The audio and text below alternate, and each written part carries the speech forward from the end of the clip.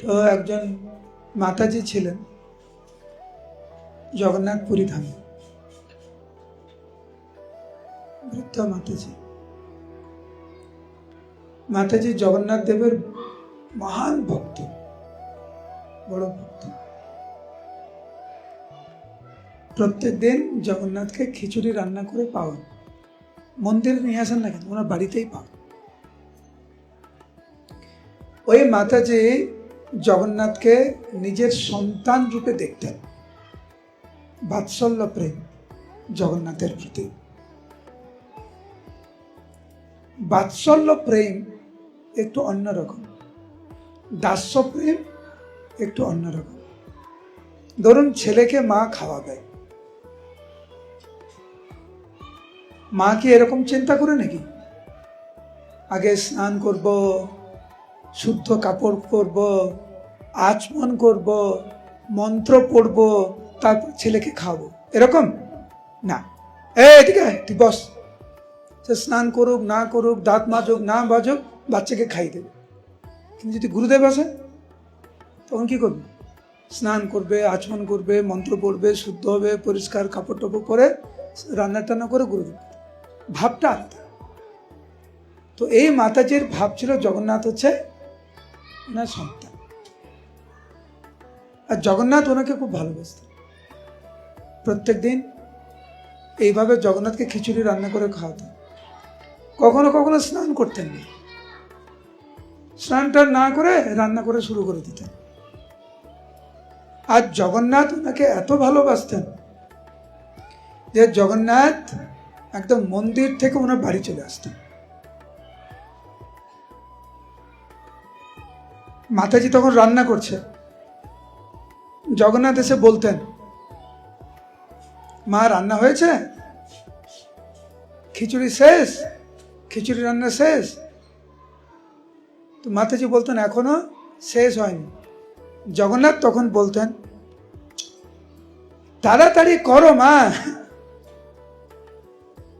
তাড়াতাড়ি করো মা, করো মা, তাড়াতাড়ি করো মা। এই করো মা করতে করতে ওনার নাম হয়ে গেল করমা। জগন্নাথ ওনাকে করমা বল, তাড়াতাড়ি করো মা, করো মা, করো মা। প্রত্যেক দিন জগন্নাথ ওইখানে আসতেন খিচুড়ি প্রসাদ করতেন, ভোগ গ্রহণ করতেন ওই মাতাজির থেকে। একদিন দক্ষিণ ভারত থেকে একজন ব্রাহ্মণ এসেছেন ওই মাতাজির বাড়িতে।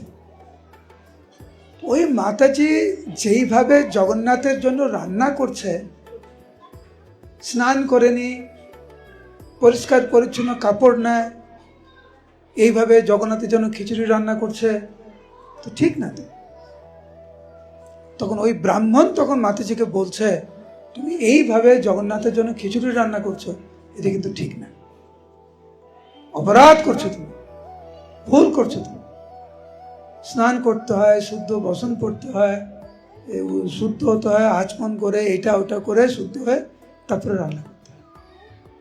মাতাজি ভাবছে, করমা ভাবছে, আমার তো ভুল হয়ে গেছে, এতদিন ধরে আমি ভুলভাবে সেবা করছিলাম, ঠিক আছে কালকের আমি ঠিকভাবে করব।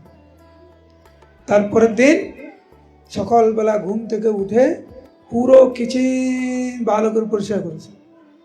কিচেন পরিষ্কার করতে করতে জগন্নাথ চলে এসেছে। তো রান্না চাপায়নি, জগন্নাথ এসে বলছে, করমা আমার খিচুড়ি রেডি? মাতাজি বলছে, না রে, আমাকে তো বিদগ্ধ পণ্ডিত বললো আবার অনেক কিছু বাকি আছে, তুমি একটু ওয়েট করো, দাঁড়াও তুমি।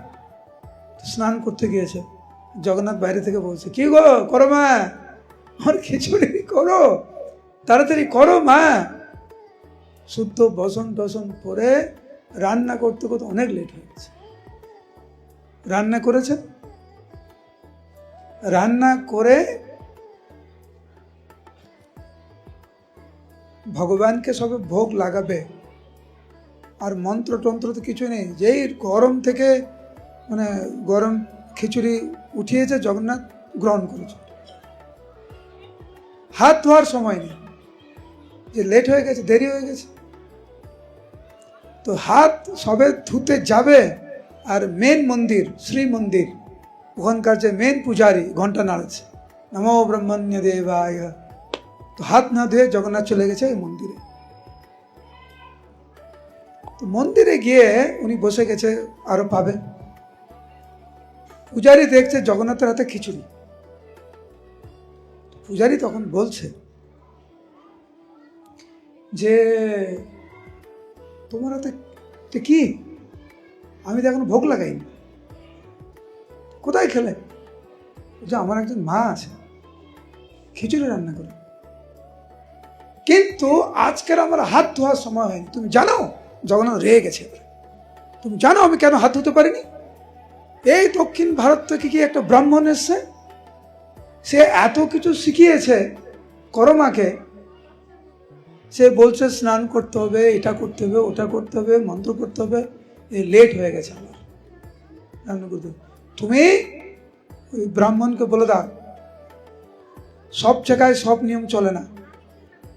করমা আমাকে যেইভাবে সেবা করে আমি ওইভাবে খুশি, ওই ব্রাহ্মণ আমাকে যেভাবে সেবা করে আমি ওইভাবে খুশি। কৃষ্ণ গীতায় বলছে না, যে যথামম প্রপদ্যন্তে তাম সেইভাবে জন্মে, যে যেভাবে আমার চরণে আত্মসমর্পণ করে আমি তাকে সেইভাবে প্রতিদান দিই। ওকে বলো করমা যেভাবে করছে ওইভাবে, ঠিক আছে? তো প্রধান পূজারী চলে গেছে পণ্ডিতের কাছে। আরে তুমি কত বড় অপরাধ করেছো, জগন্নাথ 4 থেকে খিচুড়ি রান্না গ্রহণ করে তুমি তাকে কি সব নিয়ম টিয়ম শিখিয়েছো? জগন্নাথ তোমার প্রতি খুব অসন্তুষ্ট। মাতাজিকে বলে দাও কালকের থেকে যেইভাবে উনি চাই সেইভাবে রান্না। ঠিক আছে। এখন এই ব্রাহ্মণ গিয়ে মাতাজিকে বলেছে যে মাতাজি আমার ভুল হয়ে গেছে, আপনি যেইভাবে রান্না করেন আপনি ওইভাবে রান্না করবেন, ওইটাই ভালো।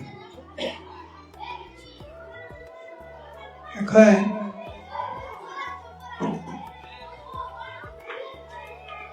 এর লীলার চলার কিছুদিন পরে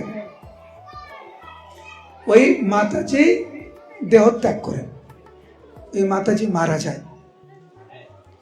যখন মাতাজি মারা যায় তখন প্রধান পূজারী দেখলেন যে জগন্নাথ ক্রন্দন করছেন।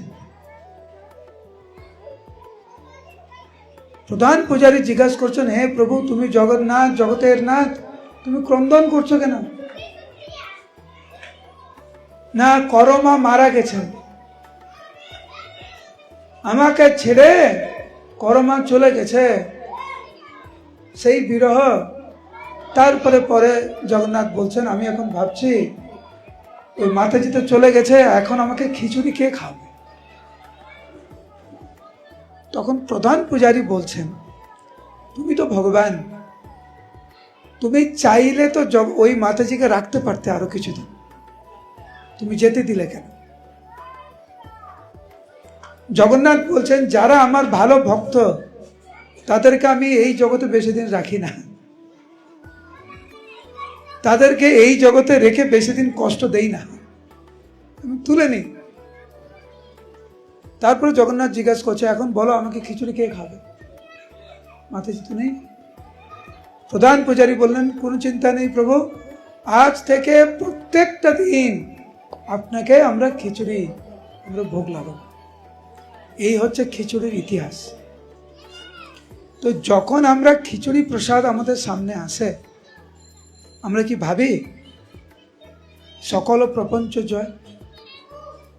এই খিচুড়ি প্রসাদ যদি ভক্তি ভরে কেউ গ্রহণ করে সে মায়াকে অতিক্রম করতে পারে, মায়াকে জয় করতে পারে। সেই রকম মনোভাব, সেই রকম চেতনার যুক্ত হয়ে যদি আমরা প্রসাদ গ্রহণ করি, নাম গ্রহণ করি, সেবা আমরা করি, তাহলে আমরা যথার্থ ফল আমরা পাব। তো আমরা তো ভক্তি জীবনে আছি, আমরা আমাদের ভক্তি জীবনে না এগোনোর প্রধান কারণ হচ্ছে আমাদের যেই ভাবে সেবা করা উচিত, যেই ভাব নিয়ে আমাদের হরিনাম করা উচিত, যেই ভাব নিয়ে আমাদের প্রসাদ গ্রহণ করা উচিত ওই ভাব নিয়ে আমরা করতে পারি না, ওইটি হচ্ছে আসল কারণ, আর কিছু না।